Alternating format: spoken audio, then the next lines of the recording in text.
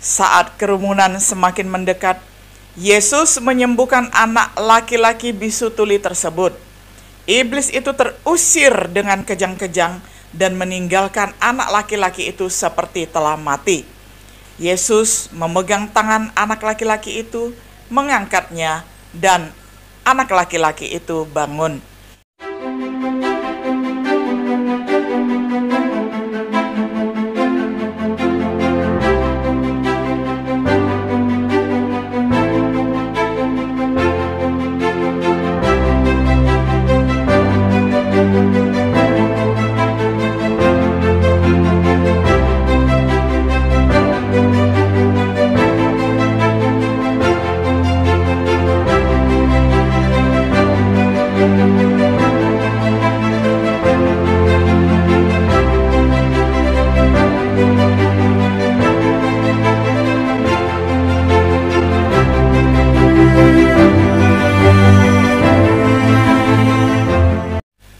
Shalom sahabat Biblika yang dikasihi oleh Tuhan. Sungguh senang kita dapat berjumpa kembali di dalam acara Refleksi Sahabat Biblika. Pada hari ini kita tiba pada episode yang ke-52 di dalam serial pembahasan kitab Injil Markus dengan tema Yesus menyembuhkan seorang anak bisu tuli. Saya akan bacakan firman Tuhan untuk kita semuanya dari Injil Markus pasal 9 ayat 14 sampai 29 di dalam terjemahan sederhana Indonesia. Waktu Yesus dan ketiga muridnya itu kembali, mereka melihat banyak orang sedang mengelilingi murid-murid Yesus yang lain. Dan di situ juga ada ahli-ahli Taurat yang sedang berdebat dengan murid-muridnya itu. Tetapi waktu orang banyak itu melihat Yesus, mereka sangat kaget dan berlari menyambut dia. Lalu Yesus bertanya, "Tadi apa yang kalian perdebatkan?" Lalu ada seorang bapak dari antara orang banyak itu yang menjawab, "Guru, saya datang karena mau membawa anak saya kepada Bapak. Ada roh jahat yang menguasai dia sehingga dia tidak bisa berbicara. Waktu roh jahat itu menyerang dia, roh itu membanting-banting dia. Busa keluar dari mulutnya. Dia menggertak-gertakkan giginya dan badannya menjadi kaku. Saya sudah minta murid-murid Bapak untuk mengusir roh itu, tetapi mereka tidak bisa." Lalu Yesus berkata kepada mereka, "Keterlaluan, kalian yang hidup pada zaman ini tidak percaya kepada Allah. Sampai kapan aku harus sabar terhadap kalian? Bukankah aku sudah cukup lama bersama kalian? Bawa anak itu kemari." Jadi mereka membawa anak itu kepadanya. Tetapi saat roh jahat itu melihat Yesus, dia menyerang dan menggoyang anak itu. Dan anak itu pun jatuh ke tanah dan berguling-guling dan busa keluar dari mulutnya. Yesus bertanya kepada bapak anak itu, "Sudah berapa lama dia begini?" Lalu bapak itu menjawab, "Sejak dia masih kecil. Roh jahat itu sudah sering membuang dia ke dalam api dan menenggelamkannya ke dalam air, karena roh itu memang mau membunuh dia. Tetapi kalau Bapak bisa berbuat sesuatu, tolonglah dan kasihanilah kami." Tetapi Yesus menegur dia, "Kenapa kamu meragukan apakah aku bisa melakukan sesuatu? Apa saja bisa asal kamu percaya kepadaku." Langsung bapak anak itu berteriak, "Saya percaya, tolonglah saya supaya saya lebih percaya lagi." Waktu Yesus melihat bahwa orang-orang cepat sekali bertambah banyak lagi, dia menyuruh roh jahat itu, "Hei roh yang menguasai anak ini bisu dan tuli, aku perintahkan kamu keluar dari dia dan jangan masuk lagi." Roh jahat itu berteriak dan mengguncang-guncangkan anak itu dengan keras, lalu keluar.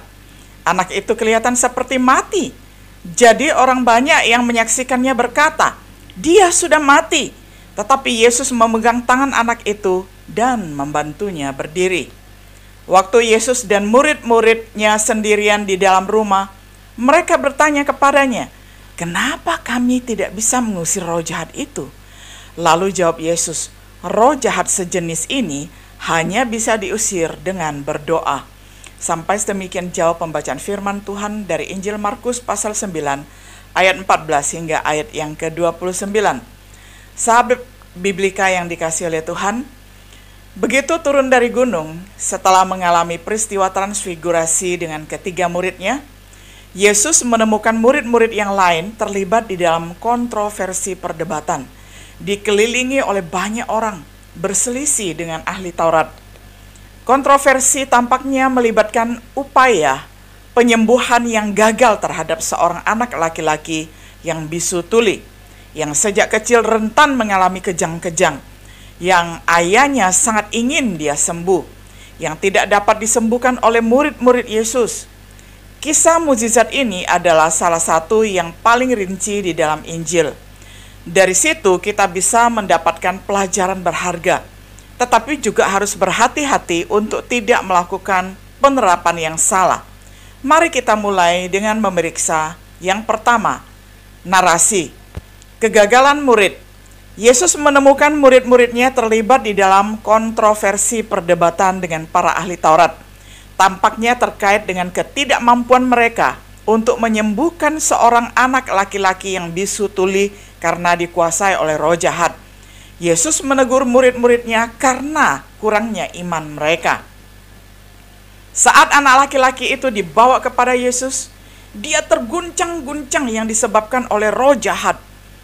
Ayahnya menjelaskan bagaimana hal itu sering terjadi sejak anak itu masih kecil.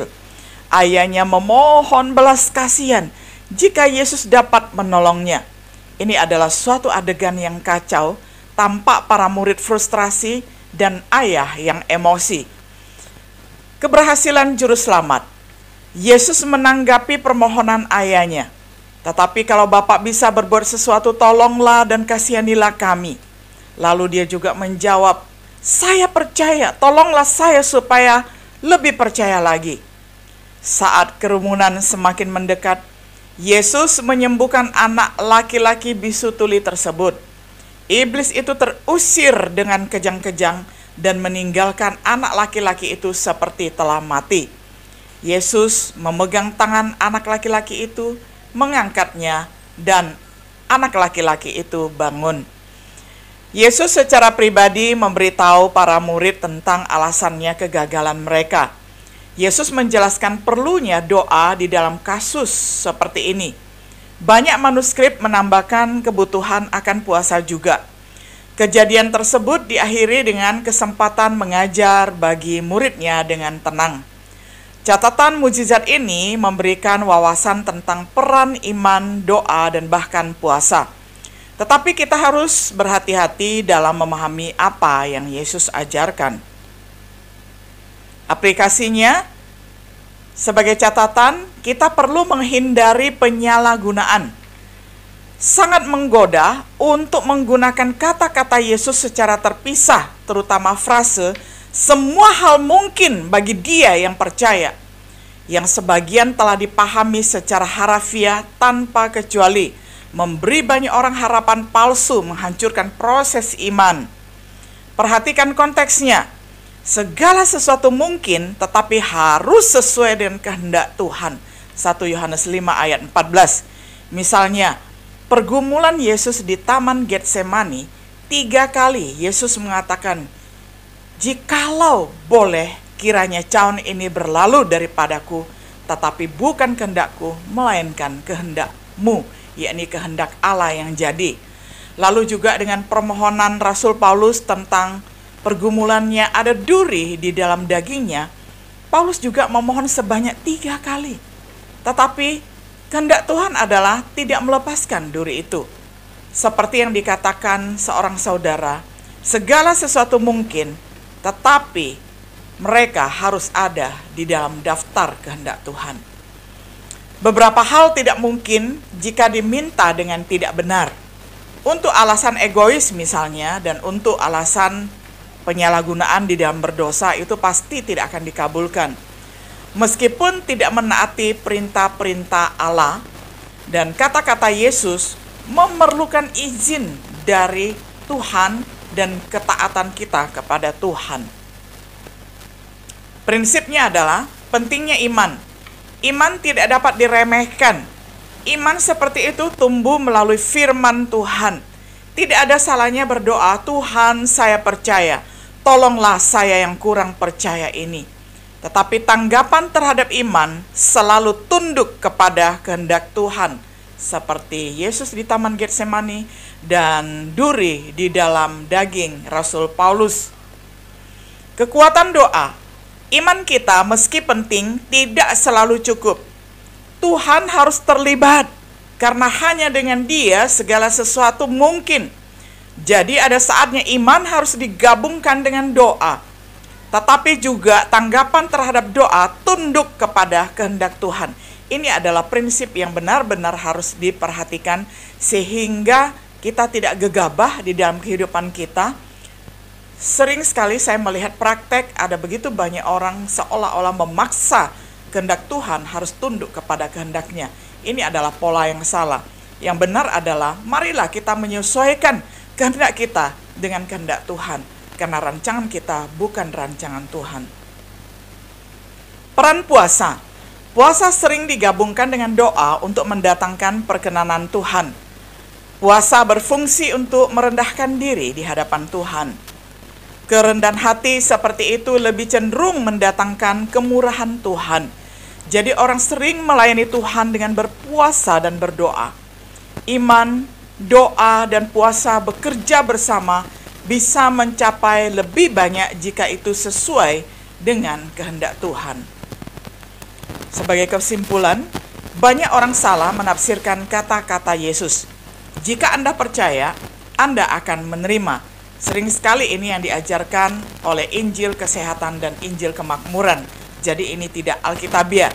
Jika Anda bisa membayangkannya, Anda bisa mencapainya. Ini adalah ajaran tentang kekuatan berpikir positif ataupun positive thinking.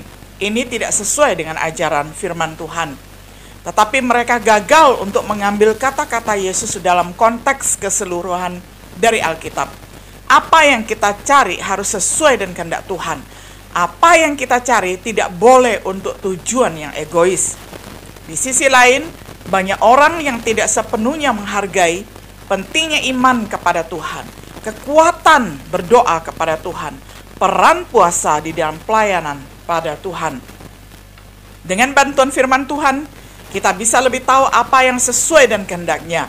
Kemudian kita dapat menggunakan iman, doa, dan doa kita dengan lebih baik berpuasa saat kita berusaha melakukan kehendaknya. Sahabat Biblika yang dikasihi oleh Tuhan, puji syukur pada hari ini kita dapat belajar firman Tuhan yang sedemikian luar biasa.